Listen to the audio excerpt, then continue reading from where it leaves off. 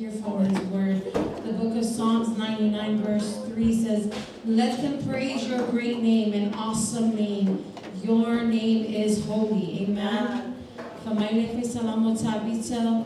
Iwas maniva fight bato iyo tobi biyatu lo swafa esili iya manametatia epa iya lava oya. Amen. Let's sing praises to an awesome God and to a holy God. He is faithful in all His ways. We also want to say greetings to our assistant pastor Uni and also those of you tuning in online. May the Lord bless you as you join in with us tonight to worship our one true King Jesus. Amen. Hallelujah. Hallelujah. Faithful, God is faithful to perform His word. Faithful, faithful, God is faithful.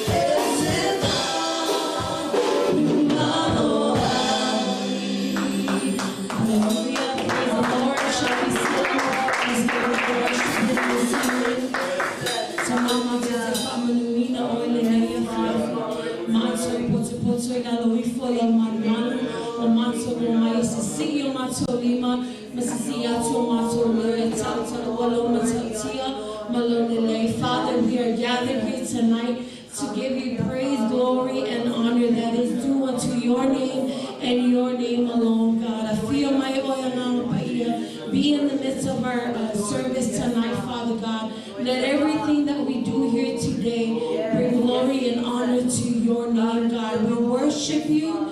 We give you praise, glory, and honor in the mighty name of Jesus. Hallelujah. Why don't you just lift up your hands this evening?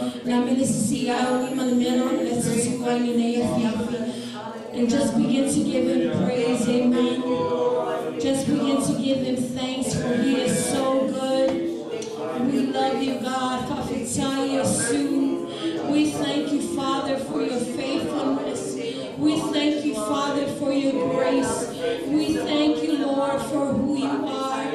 You are King of kings and Lord of lords, God. And we worship you tonight, Lord God. We give you praise. We give you glory and honor, Jesus.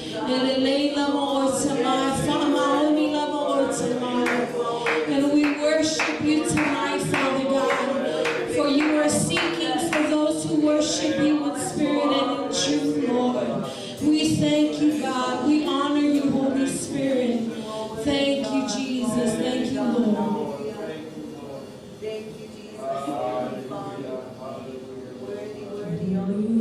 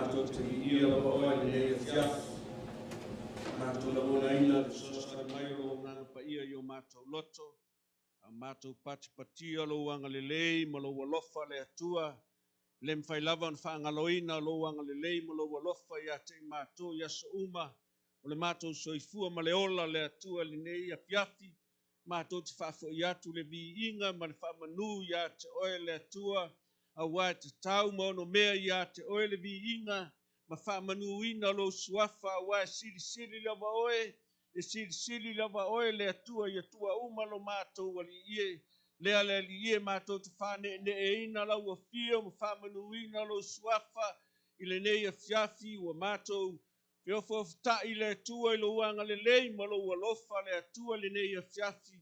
O mātou te talaina pui o lo whatawhai taulanga le atua. A mātou uru whale mai le li e mātou te avatu le vi inga ma le whamanu i a te oe. A wai te tau maono mea i a te oe le vi inga no mātou ta mai. Whawhitai le atua i lo wanga le lei ma lo walofa i a te mātou le nei aso.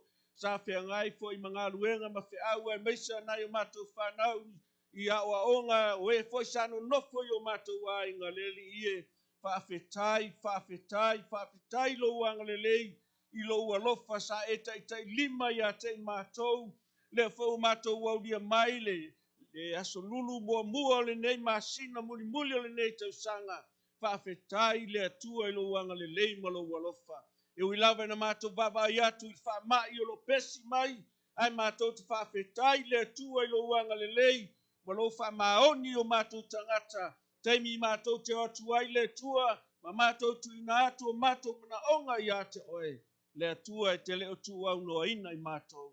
Ia e whamanu ia i lau au na matwhalitua, a meitio le nofo i alo, a meitio lau e ka le sia le atua, Oi foi whafonga mai le nei po le mātou a onga le li ie. Lei na wasipoto le tangata e mātou te whatu e tua, ma mātou whalango lango i lo suafa Jesu Keriso. O oe mātou te mawhai ai mea umalo mātou ta mai. Anga le lei mai whamanuia i lau whanau le tua i le nei a fiafi, le tua ai ai pēlo wanga le lei malo walofa, lunga i ate mātou le nei a fiafi. Uma le nei a onga le atua mātou whafoi le vi inga i ate oe. Ai tū mau atu i ate oe lo lava vi inga ma lau whanene tanga le atua. Ia pā manuia le atua e lau whanau le nei a fiafi. Ono lo lava suafa Jesu. Amen, amen, amen. Praise the Lord. Amen. Aftai fo nei a fiafi whai on tātou mafuta.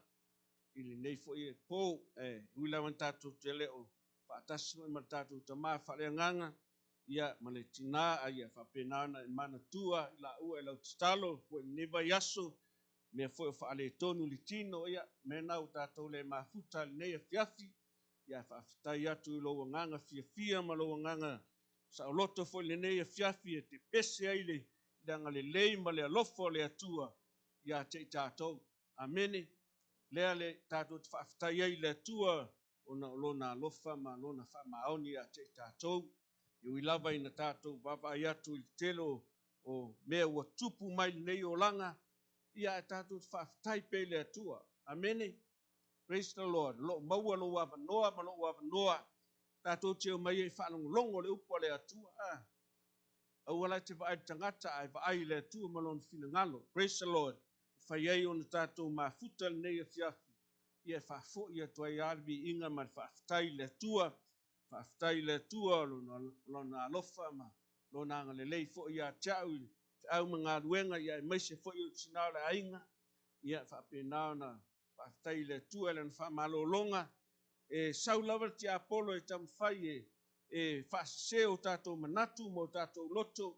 I mea mwhai o tātou whaia o tātou ia ngā ruenga le li.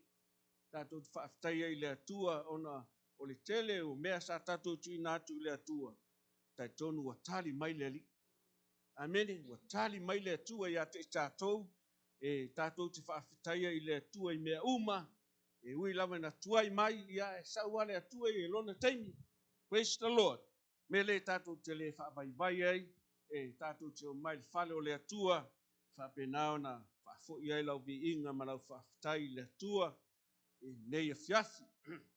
Ia, ua awhako nguar fiku. Ki ronga pe kā le walu. Ia, wakako fo fale su ela tus fatasi mau le Yohane matau pue 5 Yohane evangelia tau pue 5 lon fai pue luas fumat fa tasi lavas fas fai tau o mai ne fiasi fa pena no toi fa malo sia tato auso fa pena tato nga lulue ma tato tu mau pele tuama malona finangalo tato lata fori Krismasi ia tele o tangata o lo fa vai ma alu lato taimi meo le tuna nau le tino ia ai fa tai oe mau le atua lo maua pea le lava noa em fai un tato o mai tato te baba aile upo le atua fa ipo e luas fu marfa fai tau e tuina e fa sa moa ai fa kau mai o ko fa pertania le la tu mai la vanga le ku i fai kau mai e ka ko ni fiaf mo na e tato fa nau Yohane matau pue 5 fa ipo e luas fu marfa e moni o te fai atu ia te outou o le whalongo mai la upum ta tonu ia te ia na awina mai au ua ia te ia le ola e whaavavau le o foi se whaasala ia te le o foi whaasala ina o ia ua o atu o ia i le ola sai le oti kau mai tako ngale kua foi lunga le fai po los mal fa mole fai tau mai ai ia le ia pes tus palangi ka fai kau mai ai fa mole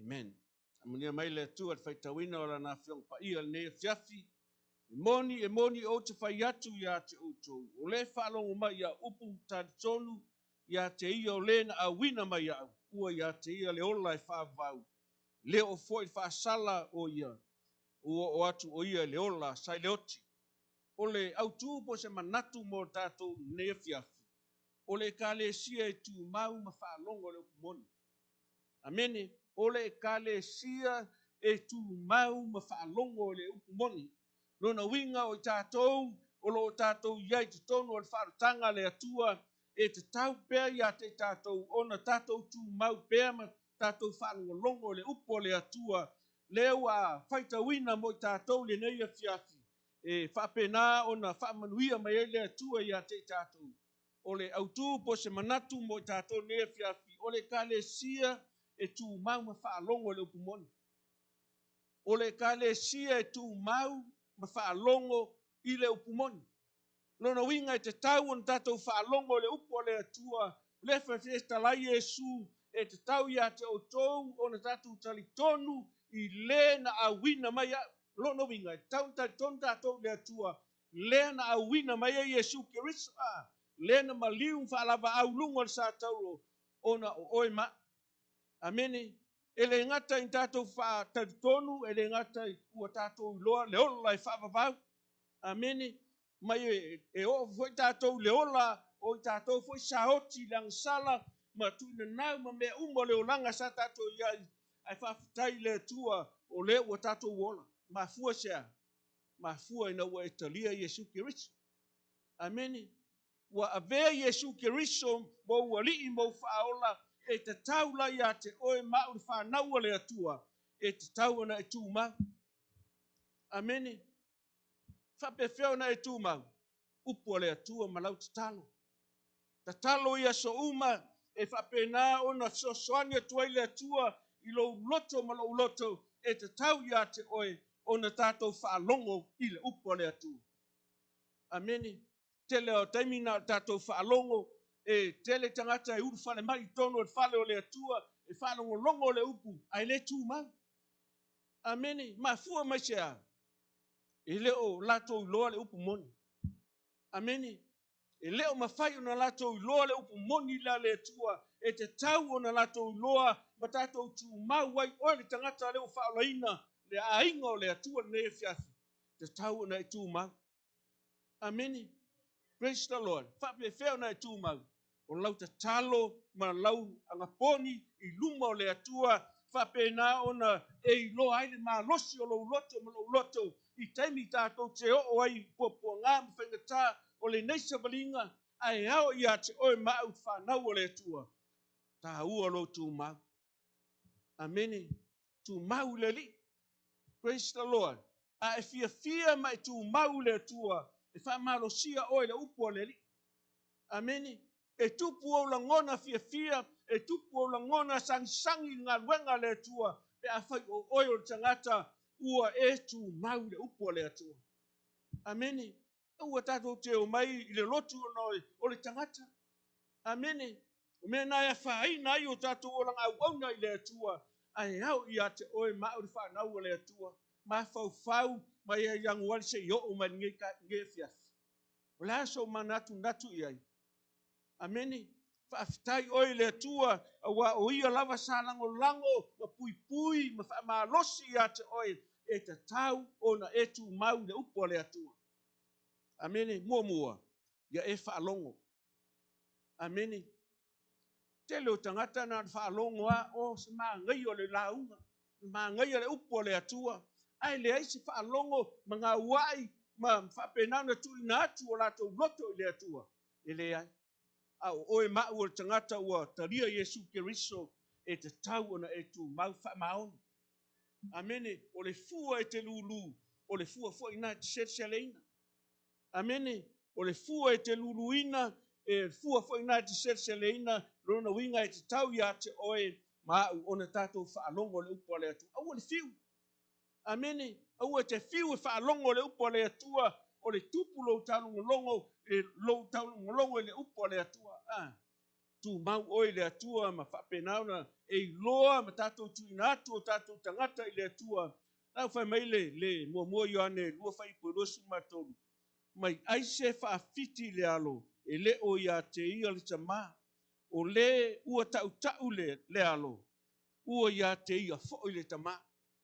Whamai o le na te tau le alo. Oai, o Yesu.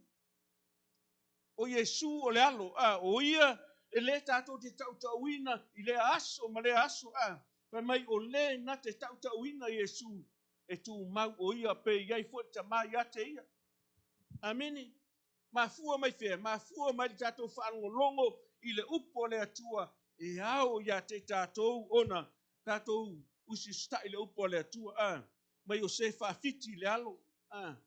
Kele I o kangaka. Ngale o mai ia ma koe o. Amene. Ai whaafitai tātou le atua.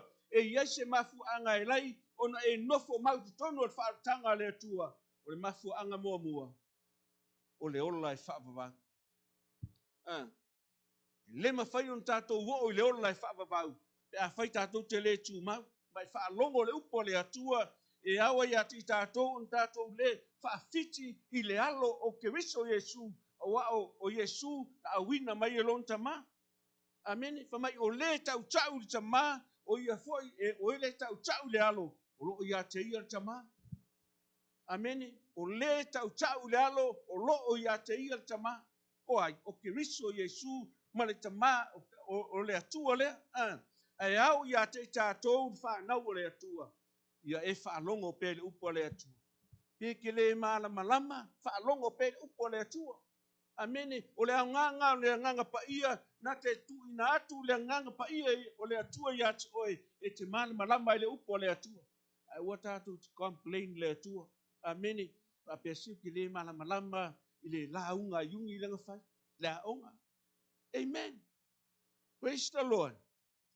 Anga o le nganga Samoa, o le nganga mua nga. Amen. Ia aua nei last o ilau ngana. Praise the Lord. Ai au ia te oe mau ona tātou whaangolongo pele upo le atua. Pea no whai atu nei e whiawhi. Aua nei e whiu. Po le ar so wā ma whaingatau le o savalinga e au ia te tātou ona tātou tū mau pele atua. Amen. Praise the Lord. E lea ia se me sili o na fia ia tangata e tu mau le atua. O le upo le atua ma lau te talo. Te talo ia so uma e te tupu ai pē iaso uma o lou olanga au na le tua. E o mai whawhita auri ate oe. A lava ai ke pese a. Amen. Si o lima mafua sea. Ona oilo tangata e teu si stai mai whalongo le upo le atua. Mai o le si stai mai whalongo o le tangata e tau fo o le taitonu. Amen. Whapena i tātou o lang au na le atua e te tau ona e taitonu. Praise the Lord. A lea uno e mata tonu e whapena ona confuse lo mafo fautelo tai. Amen. A ole me silo na tā ua i ate oe mau. E whapena ona tātou loa le lofa ma le anga le lei o le atua i ate tātou. Ma tei ona e fitu luasu ma le whama lusu ma limba whamai. O le nei ai se whaalongo ia upu nei ma whaia ia o te whaatu saina o ia o le tangata poto. Amene, o le tangata poto pe a whai whaalongo ia upu. Rona winga o le tangata poto e whauno na whale i lunga o le papa. O le papa, o Yesu Keriso. E le ma whai na malu e lue soua, lau soua ina i lea aso ma lea aso. E le mwhai ana malu e lue pe pa uro whale. Amene. Tato whale e le whau a whale tino. Whau whale anganga. Amene. E whale tino lolo ma whau. E le praise Lord. Praise the Lord. Ai whale anganga le tatu savalinga mo le atua whamai. O se whaalongo ia upu. Ma whaia ia o te whatu saina ia o tangata poto. Amene. Tele tangata le lei, tele tangata popoto o le nei o lalolangi. Ai lato tele o talia ina le upo le atua. Ai whawhetai oi i le atua mau o leo o tātou whaangaina le upo le atua ma tātou whaalongo. Wa vei tātou ma tangata poto. Amene. Pe whai mai la tangata o oe te valea wa oe valea. Lei o oe le kanaka poko. Ma fua mai sea ang oe whaalongo le upo le atua. Amene. Po lea lava lo lea ngā vaa o la lo lea o ngā te tono ngā luenga le atua. A whai o oe wa italia moni Yesu Keriso. O oe tangata poto. Amene. Praise the Lord. O oe o tangata poto o whaulo whale lunga le papa o ai o Keriso Yesu. O ame tutupu i o tātou orang au ona le atua. Whanau o le atua le nei pō. Ia e whaalongo pe le upo le le. Au nei musu o talinga e whaalongo le upo le atua. Amene. O le upo le atua e maua mai elo malosi, malo malosi. Praise the Lord. A whamai ele whaiupu na e lua suma fitu mai. O lua suma leona whamai. Ai iai foi se tasi e whaalongo ia upu nei. E le whaia ia. Whaatu saina o ia o tangata valea.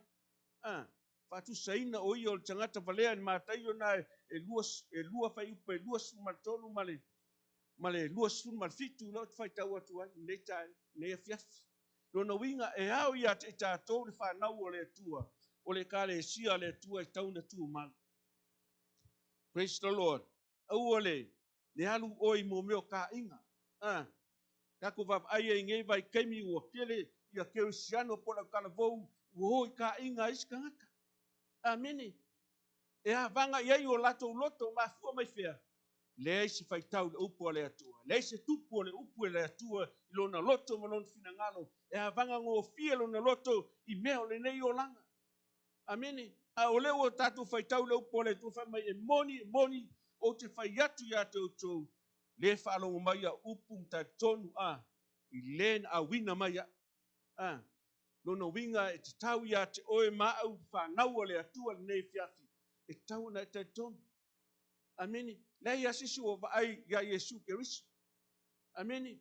Ai alan tātou vaai ia Yesu o le upu le atua. Amene. Le upu le atua le te whaalongo ei ua le leima Moses sta iai lo loto i le atua o ina tātou te tau ai fina ngalo le. Amu ia se tama, amu ia se tina, o lo alu ma tau le Yesu Keriso lo na olanga. Tātou vaai fo i news ia. Ka lofa ngai ka meiki kongo awa. Kupu mai ei whaalawelave ka whanga. Tangaka e le mawhau. Tangata lātou te le iei leli. Amene, mena tā ua ai i pei ona au ngangi mai ta mawhale nganga. Ai te talo mantua lau whanau. Amini. Mana tua tatu whanau, o lo atu I tonu awa onga, whapenana ona iai tangata e leanga o lato o langa au ona lato te le uloa le upo le atua. O le upo le atua whamai e mua muli le atua ia te oi. E a whai o oi o tangata e te matau mai hapa I le li. Amini. E au ia te tātou o na tātou whaalongo le upo le atua. Amene, o na winga e tau ia te oe ma o le whanau o le atua le nei fiafi, e tau o na tātou ta tonu le upo le li. Salamo na limfa I po lima whamai, e le tutu I o luma o e wha maua lunga. Mai e le tutu I o luma, tangata wha maua lulunga. Mai o e ua ino lātou, I mea uma o lātou whaalongo iai, lona winga e leanga I lātou. Lona winga, whamai e le tutu I ona luma, o e whamawalunga, ua e ino ia te lātou uma, o e whai lea mio leanga. Amene, mai ino tangata na te whai lea mio leanga. E le tutu I lātou luma, o le no whaali o le atua, e iai le taimi e whamasino ai tātou e le atua. Amene, praise the Lord. A whamai whai puna e fitu o le salamo lava lea whamai, ai pe tai au nei, o le tele o lou alofa, o te alua tuai I lou fale, o te ifo atu I lou manu pa ia, ma le matau I ate oe. Whamai o le tele o lou alofa, tele o lou alofa I le atua, tele o le alofa mai o le atua I ate oe, e mafua ai ona e alu I fale o le atua, e avatu ai lau vi inga, ma lau whaafitai le atua. Ameni. Mafua ona o oil tangata e te matau ma o matau le atua lo na winga o le tele o le alofa o le alika. Ameni. Tele o tātou wa maua tātou I le whaamai. Ai o le mea sili o le tāua. A hau o mai bala au o le atua. O e lol me ke alu ai. Ka kou ia e fia mai loa ma ana le upo le atua. O tātou lol mea a o mai le oti tātou te o iai. Ameni. O uia so se kaimi wala au mai le ri e kia ua o sau. Ameni. Saungi so se kaimi. Wale ka kukele u loa po le ale kaimi e o mai e wala au le atua ia te oe ma. Ai te tau ia te oe ona iai so taimi ma futa ma le atua. Praise the Lord. Mai ai pe tai o le tele o lo walofa. Tele o lo walofa. Ameni. Au mafau wa uie I le atua. I lona le lei malona alofa I atea. Ngā luenga lo ngā lue ai, whaafitai le atua. E ui e ngā pesi mai whaamai. E whaafitai le kua. E maua ngai se lengi e whaapenga o ngā si e lunga le kukong. Me ngā whaafitai e le akua. O le tele o lo alofa I atea. O te alua le manu o le atua. O te avatu I ate o le whaamanu ma whaafitai. Ameni. Praise the Lord. Telo tātou e mai ngā luenga I vai. Ai whaafetai le tua ua o tofo iai nā mea o le sua malio le upo le atua. Whaapenana mau ai lo malos. Praise the Lord. Mau alo malosi ona o le tele o le alofa mai o le atua ia te oe mau. Whaapena ona o walu al fale o le li. Whaafetai fo I nei tina o lo whai pēr le lato mawhitanga te talo. Amene. Tōlo pūlou ma vatu ia te o tau tina o le tatu e kālesia e meise o tatu tina whare nganga o lo lato whaia pēle meo te talo. Amene. Te talo mo tangata whai ngā luenga. Mafua mai sea. Mafua mai ona o oile tangata ua e loa lo wha moe. Praise the Lord. Ua tātou loa le upo le atua e te tau ona tātou iai te tonu o le ngā luenga le atua e whapena ona tele ai le lofa ma le anga le lei o le atua. So se kaimi au ke ala le kai au. A vera o whaafikai le aku. Aso umala. Praise the Lord. Te tonu ai whapena umai tātou. Amene. Whaafikai le atua ona ua whapopo mai le aso fou. Le mea alofa le atua o le ola. Praise the Lord. Ai ngalo I tangata le latu o mai. E whaafoi le whaafitai ma le viinga I le atua. Ai whaafitai tātou I le li. Praise the Lord. Hui ai na tele me tutupu mai o tātou a inga ma me tātou te whaia ai tātou whaafitai tātou I le atua o tātou lava o tangata e tātonu. Amene. Na mai ia e tātonu I le atua e te mau ai le ola e whaavavau. Ia e tātonu I le atua e te mau ai le ola e whaavavau. I one na e tōtsu ma le ono whamai a wau whapea lava na alu whamai o le atua le laulangi. Wa ia au mai ailo na tali e tō tasi na ia le whano se tasi whatua tua ia te ia. E maua e ia le ola e whaavavau. Kako singionga I le alofa maleanga le lei o le atua ia te oi ma. Amene. Whapena na mai e le atua lo na alo ke riso Yesu ina ia maliu whaalava au lungo le la au o na oi ma. Whaafitai tātou ia Yesu ke riso tele ia mea na o lo na o langa au na au ia nei la lang. E whaafitai tātou I le atua I le ai lawa ma se upuna na malele mai lo na fonga. Amene. Tele mea e o iai ia Yesu Keriso. Ona o le alofa o Keriso Yesu ia te oi ma. Tō sifuma le iwa tā na tā ai tātou wali whaola. Ai lea ia mase upu. Au o lunga sa tau whamai ua tau nu ua whaile nei mo oi. Ma fua sea. Ma fua ona e iai le tātou mautinoa ma tātou iloa o le atua e te tau ia te oi mau. Ona iai lo tātou nunga e iai le ola e whaava. Amene. Praise the Lord. Nea ngā o ki fia ui e sau te whasa. Praise the Lord.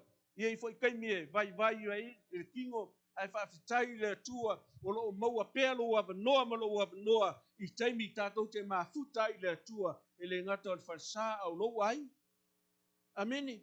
Una winga e te taula ia te oe mau le tangata e talitonu I le atua o ia tātou te mau ai le ola e whaavavau. Amene. O ia tātou te mau ai le ola e whaavavau. Le Ioane na e whaafa I poe whaaiva ma le 5 sifuru mai. Ua whai mai le alii a te ia. Le alii. Se I e mali wifo manu e le ioti lo ua tali. Mai ua whai mai le alii a te ia. Le alii e. Se ia e mali wifo. Se manu a oti lo ua tali. Mai ua whetalai atu e leo Yesu ia te ia. Alu ia oe. Ua ola lo ua tali. Alu ia oe ua ola lo ua tali. Ua tatonu le tangata I upu na whetalai mai ai Yesu ia te ia. O na halu ai le o ia. Pau ua leo whetalai ngā Yesu. Alu ua ola lo ua tali. Praise the Lord. A o le tangata iai oe mau e te tau ia te oe mau o na tātou tatonu. E te tau ia te oe mau o na tātou tatonu I ai Yesu Keriso. O ia na te whaamalo lo ia te oe. Amene. O alava mai o mai a te tātou. E whapena na tātou te talo I le atua. Ia whapena o na o mai le whaamai a te oe mau. Au tātou tatonu le ali. Amene. Arus mako ainga e whailanga appointment. Vai aso lenga kea. Ia. Ke ua. Maua koene mea ngafa me o cancer. Kongo long mangava sekulo. Ia. Whakuri mako ainga. Aua ke pone. Ia le tua e whamalolo ia te oe. Ngā pō kakalo I le li. O aso uma ai alu fo I lo ainga ngia fiaf. Ia mangtua suru I lau tutano. Amene. Ole mai e pure ai le atua. Praise the Lord. Au tātou tangata e whatua tua I le li. O alava mai o mai a te tātou. E sau ale atua e whamalolo. Amene. Whai atu simato ai. Aua te loto vai. Tu I le li lo ma. Teimia e sau e suru I sa valivali mai luma. Ona iei mea lai mawhiti alo na loto. Amene. A tonu o mea ia e au mai e fo mai a te tātou. E ave selo tātou tā tonu le li. Amene. Ai o te whaafitai au I le atua ua o le mea fo I le analai ona whaamamalo toto. Ua le lava ia mea e whai ai no tino. Ai whaafitai I le atua ona le fo koe oso mai le mea. A mai o le cancer. Praise the Lord. Ta tonu i le atua o ia tātou te mau ai whaamalolonga. Amene. I o foi tono tātou e kāle sia o i lava o lo mamai. I tātou mana tua i lātou. Pele sa o mai le loku a o lai mamai. Mana tua o tātou uso. Upo ale pese ia e alofa i lotua o ia e malanga. A o e alu lunga o le awala tātou te savavalia i le atua. Ia e mana tua lo uso. Praise the Lord. Mana tua lo uso, ma lo tua ngane, whapena ona maua o lātou tino i mai, ona winga e te tau ia te tātou, ona tātou whatua tua peleli. Ei puna e luasu manifa mai, o e nā mio le lei e toi tutu mai i le ola, a o e nā mio leanga, e toi tutu i le whaasala. O e nā mio le lei, e toi tutu mai le ola, a o e a mio leanga, e tutu mai lātou le whaasala. Tangata e le fi whalongo le upo le atua. Amene. Tangata e fia e whapena o na le tu ato atua lona o langa i le atua a oi mau. Whanau o le atua nei e fiafi. Ia e loa le lei po whele me ngake a o maniwala au le kua wheki kua. Amene. Praise the Lord. O lo walu i whafo ma lo sau. Lai sila le atua i ate oi. Praise the Lord. O mea tātou te whaia. Ia e mana tua lo uso au e alu ai lunga o le awala whapenao na talo mo ia. Ina ia tātou maua le ola e whaavavau leo wa umana sau nia e le atua mo i tātou. Ina ia tātou sau whangatu le ola e whaavavau leo wa umana sau nia e le. Mana ia o le mata upuna e wha lea no whaitau wai mai le li le na loatu ia Yesu e whaamalo lolo na tali. O le tonu o le tamale, le na whaamalo loelo na tali e Yesu Kerisu. Mai walu watu wa whitau i mana au na le awala, te siri mai o le uola lo watari. La uola lo watari. Pai aku le o le uso le, o lana kai. A whamei, na malo loa ngas. Sila fia le leia tangata lea, naru e whai a Yesu o lo na tali. Meo tangata e tautonu. Praise the Lord. Tautonu.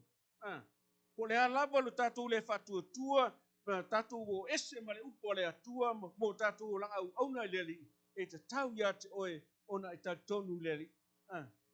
Praise the Lord. Pai mai le tala tangata lea, mai ua whapena ona manuia le ainga lea. O nofo mo mawhau iai i le mea lea o le taitonu o le tangata e iai le ma.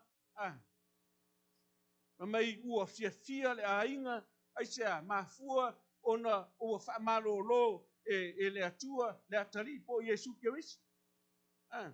Mai ona whaolaina i leo le ainga lea. Amene. Mafua mai fea. Mafua mai whatua tua. Praise the Lord. Telo tātou o isi teimi tātou tele taitonu ai leli. Amene. Ai whawhitai tātou le atua, o le tātou te whaitau le upo le atua, batu ina atu o tātou o langa i leli, e te tau wai ia te oe mau le whanau o le atua, ona e taitonu pe leli. Amene. Praise the Lord. Taitonu e tū tātou whale le. E tū. Amene. O e te talo mo tātou whale. E au ia te oe mau ona tātou taitonu, ma tātou fia i le atua, o ia lea na a wina mai tātou. Mai e ui lava i na whapena o na leanga o lātou o langa au ona, a whai mai o lātou o tangata e o le ola i whapapau. Tangata e a mio lele. O a mai lau a mio ngefias. Praise the Lord. Amene. Taitonu o tātou o tangata a mio lele uma. Amene. Ma fualo a mio lele ona ua e loa le upo le atua mai whanango lango le upo le atua o le upo le atua e maua mai ailo malosi malo malosi i aso uma. Amene. Am ia se tama am ia se tene whapena ona whaitau le upo le atua i aso uma. Mai ona tonu ai le o ia a toa malona a ina uma. Mai o tonu le tangata le na whai a Yesu lo na tali. Pala le mea ta ua tele o le tātou loa ma le upo le atua a whamai ua tali tonu o ia i le atua. Ai maise o lona ai. Praise the Lord. Ameni. One ingalo ya te oilo wainga. Praise the Lord. Ayai me whaale tonu tautala. Praise the Lord. Ayai me whaalelele ia ta mapo tina. Tau ia te oi mau on tatu tai tonu. Ana o leo o tatu loa ua whati toa le toia fio mai o Yesu Keristo. Ai maua e oi mau le tangata ina ia tatu tari tonu pele upo le atua. O ia na te sosoani ia te oi mau. Amene. Anau le atua le nei fias. Hau ia te tātou ona tātou whaalongo pele upo le atua. Tai tonu. Ke lo iskaka pi ele karikongu le upo le ali. Ai lo se up. Ilo se upo le au ona le atua. Le yo le upo le atua. Amene. E hau ia te tātou ona whaasan sanga tonu ai matu ina atu o tātou o langa au ona le atua. O ia na te fisosoani ia te oema. Amene. Praise the Lord. Me tolu o le kalesia e tu mau whaalongo le upu. E kalesia e tu mau whaalongo le upu. Mai e le whaasalaina o ia. A wasa au sa i leola. A lea whaua. Wa ese maleoti. Lona winga. E le whaasalaina i tātou. Amene. Le uo i tātou leola sa i leoti. Ma fua mai sea. Ma fua ona waitalia Yesu Keristo. Amene. Lona winga e le fai mai la fiong pa ia le atua. E le whaasalaina i tātou. Amene. Whanau le atua le nei a fiafi. E le mawhai na whaasalaina oe pe a whai o oe o tangata e te tū mau i le atua malona finangana. Amene. Praise the Lord. Ia stangata e whapenao na whamalolo i le atua ma haru e whaafo i le vi inga ma whaafitai i le atua. Amene. Whaafitai fo inisio au talavou. O le tato ka le sia sa whapenao no vai o le whapaiponga. Ia o kango le invite. Tak o mai luku mako sa. Au vai aku ia o mai la fiafi. Praise the Lord. Pea no whai atu nei a fiafi. O lo walu e tau ke riso Yesu. E te mau ai le ola e whaavavau. Ma fua mai sa. Ma fua ono le upo le atua. Le te whaitau wai ma o whaitau wai li telo teimi. E au ia te oe mau. Ona tātou whaalongo longo pele upo le atua. Mai e le whasalaina. Le whasalaina. O ia. E o atu le ola a mesa i leoti. O tātou tangata sa whioti leolanga. Ma mesa tātou tu iai. Ai whaafitai oe mau le atua. Ina ua tātou o ese. Ma ia mea. Le o tātou lo ai. Tātou tsau atu leola e whaavavau. I le whasalaina oe. Amene. E ala anga whaasala oe. O ngā ua e alu o lua e koe kepa i kua. Ai aka ua pi o le ava loka le ngali uma. Praise the Lord. Diu kukua masima, mafua mai fea. Mafua mai le koe kepa i kua lau lang. Wa uia mo koe o ingo lau lang. Leo ke ola i lunga lau lang. Au ke le koe a vanga no loko i meo kuna ngau leo lang. Amene. Mafua mai sea. Mafua na wa uloa le lei ma se sia o le atu. Amene. Apena foi oe mau i le nei fiafi. Amene. Tai tonu lava o mea ia le e ti ma iai o tatou a inga ma tatou tu ina atu o tatou whanau i le atua ina ia whapenau na pui pui i latou e ao leli. Praise the Lord. Mai sa patipati ia i le atua ne fiafi. Praise the Lord. Ia. Upuna le atua mo tatou ne fiafi. Whapenau na whamanuia te lava le atua tatou auso.